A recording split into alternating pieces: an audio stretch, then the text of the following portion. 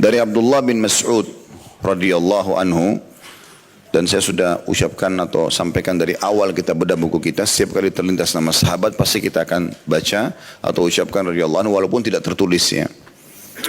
Dari Nabi sallallahu alaihi wasallam beliau bersabda, orang mukmin bukanlah orang yang suka mencelah, suka melaknat, dan bukan pula suka berbuat dan berkata keji serta kotor. Ada penjelasan kosakata dulu di situ, at-ta'an, orang yang suka melanggar kehormatan seseorang dengan cara mencelah dan menggunjing. Yang disebutkan tadi potongan pertama hadis, laisal mu'minu bit-ta'an. Berarti ta'an itu artinya orang yang suka melanggar kehormatan seseorang dengan cara mencelah dan menggunjing. Kemudian la'an adalah dijelaskan pada hadis nomor 309 kata beliau tentang masalah makna laknat, yaitu dijauhkan dari rahmat Allah atau mendoakan keburukan. Sementara al-fahish, orang yang berbuat dan berkata keji atau kotor, jorok, menjatuhkan orang lain dan seterusnya. Kandungan hadis ini ditulis di sini ada 3. Yang pertama, kewajiban menahan diri untuk tidak melanggar kehormatan orang lain. Yang kedua, tidak boleh mendoakan orang mukmin agar dijauhkan dari rahmat Allah. Dan yang ketiga, kewajiban menjauhi perbuatan dan perkataan yang keji dan wajib membersihkan lisan dari segala kotoran. Kita akan masuk lebih dalam membahas hadis ini seperti biasa.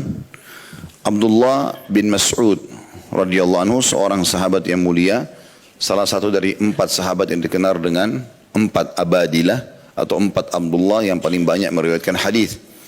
Dan beliau punya banyak sekali kiprah di dalam agama Islam.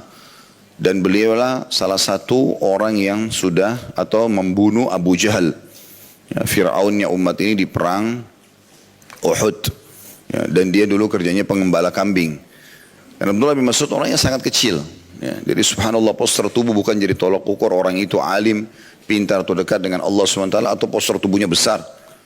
Jadi saking kurusnya, pernah Abdullah bin Mas'ud naik di atas sebuah pohon kurma untuk melihat sesuatu, menyampaikan informasi kepada Nabi SAW dan para sahabat yang lain dibawa. Waktu dia lagi naik ke atas dan angin kencang, rupanya gamisnya itu sempat tersingkap bagian betisnya. Dan saking kecilnya betisnya Abdullah bin Mas'ud sampai beberapa sahabat menertawakan. Ya, dianggap kok lucu gitu ya, kok kecil sekali betisnya. Maka Nabi SAW lalu mengucapkan sebuah sabda beliau yang kekal dibaca oleh orang beriman sampai hari kiamat. Mengatakan, apakah kalian menertawakan kecilnya betisnya Ibnu Mas'ud? Ketahuilah kedua betis itu lebih berat daripada gunung Uhud di timbangan amal hari kiamat.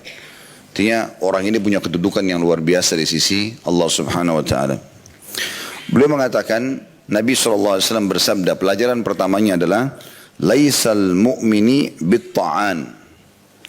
Bukanlah orang mukmin itu yang suka mencelah, mencoreng kehormatan orang lain. Dan ini memiliki kandungan makna yang luar biasa dalam bab akhlak. Bagaimana seorang mukmin tidak akan pernah masuk ke wilayah orang lain. Dan ini sudah sering kita singgung sebenarnya, kita rangkumkan lagi pada kesempatan sekarang insyaAllah. Apapun yang bukan hubungannya sama kita Bapak Ibu sekalian, tidak usah dicampuri. Kecuali kalau depan mata jelas itu pelanggaran agama, mungkar, lalu kita ingin luruskan, silahkan. Atau itu adalah ma'ruf, perbuatan baik, lalu kita dukung, itu silahkan. Kenal atau tidak kenal.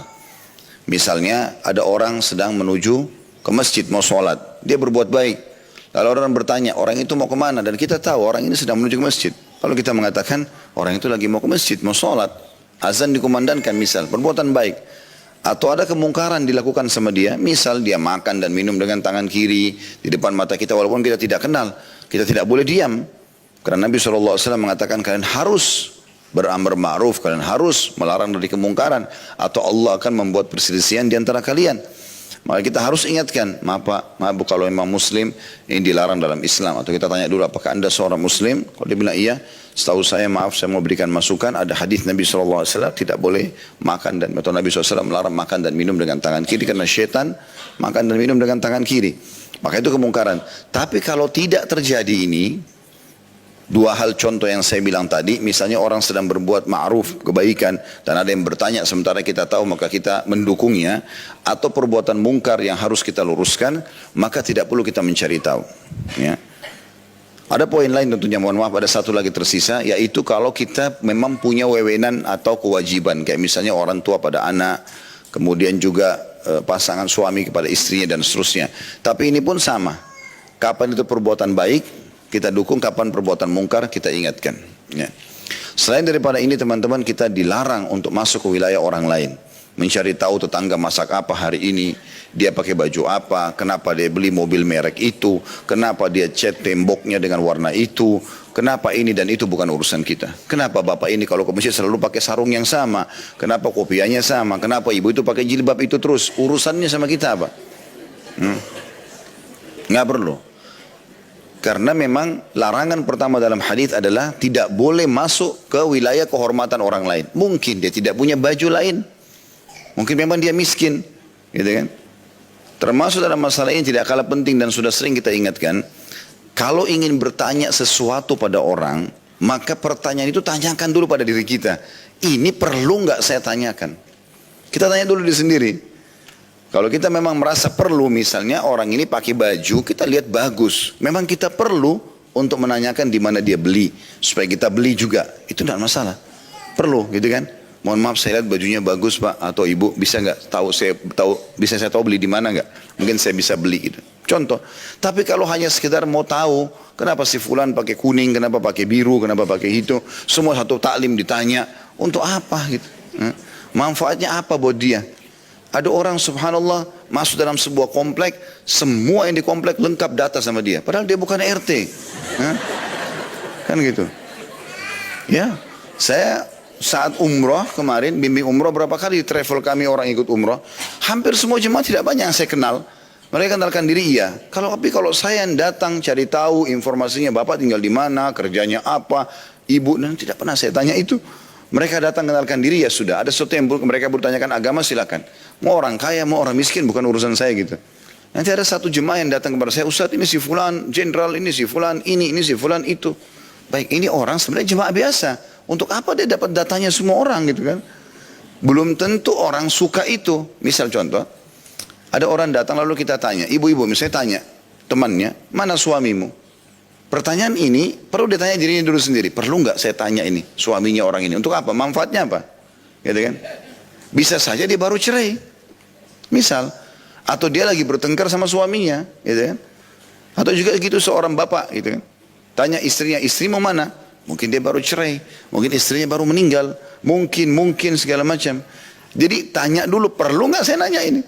Kalau nggak perlu nggak usah nanya. Gitu kan? Nggak perlu. Karena nanti khawatir masuk kepada kehormatan orang gitu. Kita tanya anaknya berapa? Manfaatnya apa kita tanya anaknya orang berapa? Gitu kan? Mungkin dia tidak punya anak, mandul. Ada orang begitu ya. Saya pernah duduk sama beberapa orang ikhwah. Waktu ngobrol ternyata ada yang bertanya masalah anak. Keutamaan punya anak. Saya jelaskan. Ternyata di situ ada seorang ikhwah yang sudah 10 tahun lebih menikah nggak punya anak. Dan dia sedih gitu kan. Sampai terakhir closingnya dia menanyakan, Ustaz, bagaimana kalau orang yang tidak punya anak? Saya baru terenyuh pada saat itu, ternyata orang tidak semuanya punya anak. Itu padahal kita lagi jelaskan hukum syar'i bagaimana kalau punya anak. Ternyata ada orang yang tidak punya anak, contoh gitu kan. Atau kita menanyakan, membanggakan masalah pekerjaan atau menanyakan orang ini bekerja apa dan segala macam. Mungkin ada di situ pengangguran dan segala macam hal. Jadi harusnya kita lebih hati-hati masalah ini. Kalau perlu tanyakan, kalau tidak maka tidak usah. Walaupun itu orang dekat kita.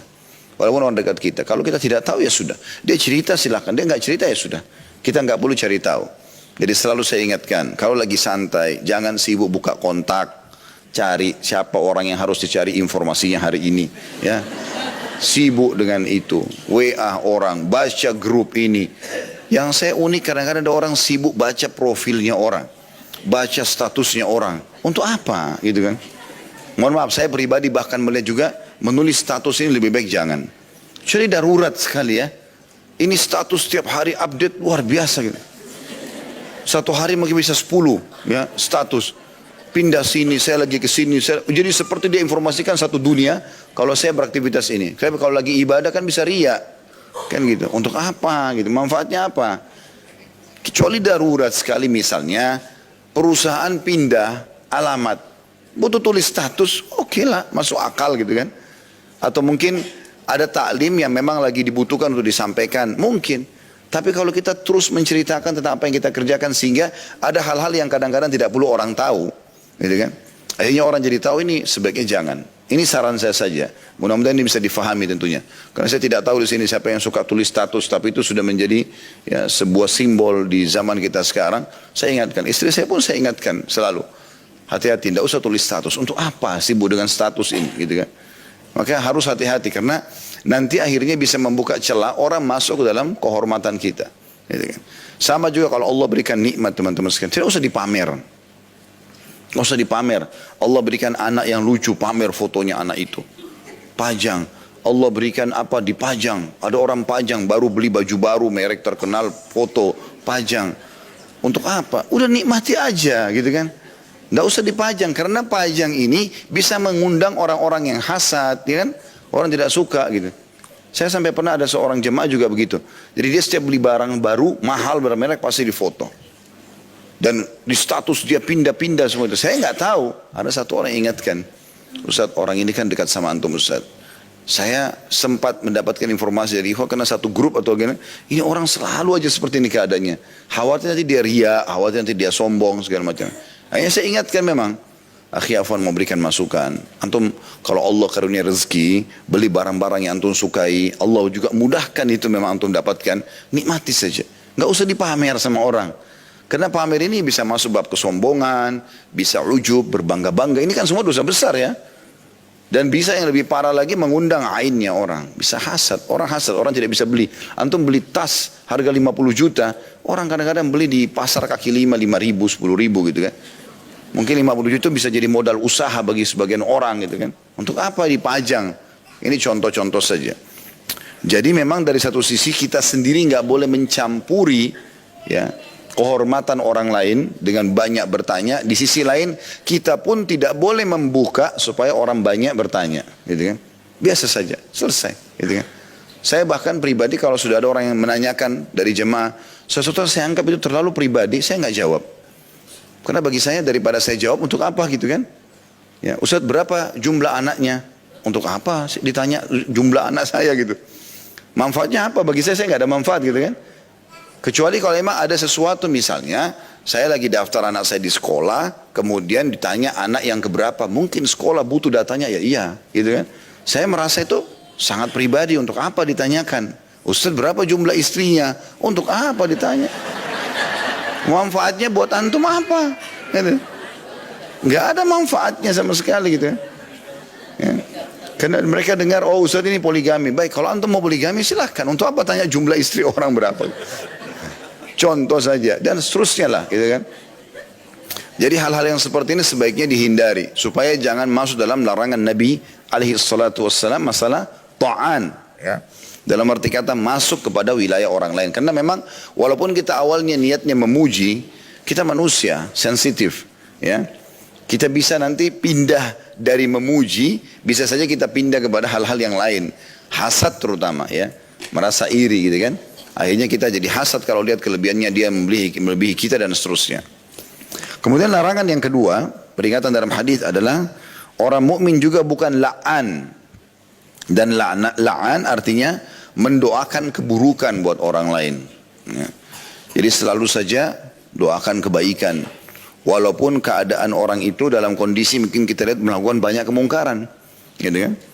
Banyak orang yang datang kepada saya mengatakan, Ustaz, saya ini disakiti karena orang utang tidak bayar, saya begini dan begitu. Lalu saya mengatakan, lalu boleh nggak saya doakan keburukan? Saya bilang boleh. Antum lagi terdolimi, boleh mendoakan keburukan. Tapi saya kasih opsi. Antum pertama doakan keburukan, ya Allah orang ini tidak bayar utang, butakan matanya. Ya Allah pincangkan kakinya. Bisa saja, hak antum kan gitu. Karena lagi terdolimi kan. Doa orang terdolimi tidak ditolak. Tapi itu murni balas dendam. Karena setelah Allah kabulkan, orang ini betul tertimpa, selesai. Antum gak dapat apa-apa. Udah gak dapat utangnya, hanya murni orang itu kena timpaan. Baik, sekarang saya kasih opsi kedua, mau gak? Mau Ustaz. Baik, yang kedua, doakan coba kebaikan. Ya Allah berikan dia hidayah. Mudahkan dia supaya bayar utangnya. Kalau Allah kabulkan doa itu dan dapat hidayah, utang kita terbayar, selama dia jadi baik, dia berbuat amal soleh, kita juga dapat pahalanya. Kan gitu. Kenapa harus menjadi orang yang buruk ini? Kenapa harus lisannya itu caci maki orang, menjatuhkan orang lain, doakan keburukan. Bahkan kadang-kadang anaknya, suaminya, istrinya didoakan keburukan. Kenapa ini? Hanya karena jengkel sedikit marah. Nah, kamu memang nakal sekali, ibu nyesal melahirkan kamu. La haula wa la quwata illa billah. Memangnya masalah hamil dan melahirkan di tangan ibu? Kan bukan. Allah subhanahu wa ta'ala yang mengeluarkan anak itu kan gitu. Atau pernikahan pun sama. Itu juga takdir Allah subhanahu wa ta'ala. Allah memberikan. Dan pasangan yang Allah berikan itu adalah simbol kita gitu kan. Kalau memang kita baik, insya Allah Allah datangkan orang baik itu. Dan itulah yang paling cocok buat kita. Kalau masih ada sesuatu yang salah, berarti kita harus muhasabah juga. Kenapa orang ini yang Allah berikan? Kenapa bukan yang lain? Kan gitu. Maka semua ini bisa jadi bahan muhasabah. Jadi la'an ini termasuk tidak boleh menghina dan mendoakan keburukan diri sendiri atau mengucapkan kalimat buruk atau untuk orang lain ataupun sampai benda. Dikatakan dalam riwayat-riwayat sebelum yang kita pelajari, kalau baginda Nabi SAW itu kalau dihidangkan makanan dan beliau tidak suka, para sahabat mengetahui dengan Nabi SAW tidak menyentuhnya saja. Jadi tidak perlu sampai mencaci maki atau menghina. Masa makanan begini, masa cuma begini, gitu kan? Subhanallah, saya pernah bimbing haji sekali. Allahu a'lam, saya ini menurut yang kita lihat saja depan mata waktu itu ya. Ada salah satu jemaah, makanan kita Masya Allah, tabarakallah. Waktu itu kami belum punya travel, masih travel orang. Waktu itu saya bimbing haji beberapa tahun yang silam, gitu. Kemudian makanan saya lihat Masya Allah bagus, hotel juga bagus, nggak ada masalah. Bahkan tiap hari kita makan daging gitu. Maka yang saya lihat, orang ini, rupanya saya tidak tahu, tapi ada jemaah yang membahasakan waktu kami pas dari hotel pindah ke Mina, di kemah, terus tiba-tiba orang lagi sholat jatuh, dia mendengkur dari mulutnya seperti suara sapi gitu. Dan lama dia pingsan, nggak sadar gitu. Setelah sadar baru alhamdulillah bergabung lagi. Gitu. Tapi ada satu orang yang bilang, Ustaz ini orang hampir tiap hari menghina makanan di hotel. Dan selalu bilang, masa kita seperti sapi dikasih makanan begini terus? Apa karena itu Allah kasih dia seperti ini? Allahu a'lam. Nikmat Allah besar, kenapa harus dihina? Bisa saja, gitu kan? Bisa saja. Begitu yang terjadi pada Bani Israel pada saat Allah SWT berikan mereka manna was salwa, makanan yang enak, manis. Mereka malah minta makanan yang dari tanah. Bawang-bawang segala macam. Padahal Allah turunkan dari langit makanan buat mereka. Alasannya mereka bosan, jenuh. Ini karena kufur nikmat, ya, karena kufur nikmat. Itu. Maka ini juga termasuk hal yang harus diperhatikan. Perbanyak bersyukur kepada Allah Subhanahu Wa Taala. Lisan kita masih bisa merasakan makanan. Alhamdulillah. Oh ini manis, oh ini pedas, oh ini asam, ini segala macam. Alhamdulillah. Kita masih bisa menelan. Alhamdulillah. Perut kita masih bisa mengelola sehingga sebagian jadi energi, sebagian jadi kotoran dikeluarkan. Alhamdulillah. Sebuah nikmat yang luar biasa gitu. Jangan sampai kita mengucapkan kata-kata yang tidak baik. Begitu juga dengan pakaian, begitu juga dengan tunggangan, tempat tinggal. Bersyukurlah. Karena dunia ini teman-teman, bagi seorang mukmin tempat berlalu saja. Tempat berlalu. Allah SWT sebutkan dalam banyak firman-Nya, dalam banyak juga sabda Nabi SAW tentang masalah dunia. Di antaranya, hadis riwayat Imam Muslim, kata Nabi SAW, hadis sahih, Allah telah menjadikan apa yang dikeluarkan oleh anak Adam, maksudnya dari kotoran, maaf, air seni dan juga tinja, ya Allah jadikan apa yang keluar dari anak Adam itu perumpamaan untuk dunia. Jadi dunia ini bukan target kita. Kita lalui. Apa yang Allah berikan sebagai fasilitas kita nikmati, kita lakukan sebaik mungkin untuk beribadah kepada Allah Subhanahu Wa Taala. Berapa banyak orang yang miskin di dunia, susah hidupnya tapi menjadi pangeran dan ratu di surga dengan derajat yang tinggi, gitu kan? Karena memang targetnya adalah akhirat, bukan dunia. Kalau Allah SWT berikan kita nikmat, kita syukuri, ada cobaan kita bersabar, itu kata kuncinya. Jadi tidak usah terlalu berlebihan dalam masalah tamak terhadap dunia ini yang akhirnya membuat kita lupa dan lalai, gitu kan? Walaupun kita boleh mengejar yang terbaik. Ya. Kemudian selanjutnya yang ketiga, larangannya adalah walal fahish, dan bukan juga orang yang fahish. Fahish itu pelaku perbuatan keji, tindakannya perbuatan keji, suka mukul, suka teriak-teriak, ya. Perbuatan dia keji. Yang keempat, walal bazi. Bazi ini sama, keji juga, kotor, jorok, ya, kasar, tapi dari lisan. suka mencaci maki dengan lisan ya, dan segala macam. Ini dua perbuatan yang disebutkan langsung sekaligus fahish dan juga badhi, dilarang oleh Nabi SAW yang ada atau ada pada seorang mukmin. Ya. Jadi berarti orang mukmin itu selalu baik, santun, ramah. Memang itu sifatnya. Baik dalam kondisi dia marah ataupun dia tenang, gitu kan. Dan bukan berarti teman-teman sekalian kita mengalah dalam beberapa keadaan, berarti kita ini pengecut, tidak. Justru kita bisa nilai kedewasaan seseorang pada saat dia tidak terbawa dengan emosinya, gitu kan. Ada orang mengajak bertengkar, ada orang mengajak ribut, ada orang mengambil haknya. Dia coba ingatkan, tidak mau dengar ya sudah ditinggalkan sama dia. Dengan penuh keyakinan kalau Allah Subhanahu wa taala Maha melihat, Maha mengetahui, dan Allah punya cara menghukum orang-orang yang salah, dan Allah memberikan dukungan dengan caranya juga orang-orang yang benar. Jadi tidak perlu kita khawatir sebagai seorang mukmin.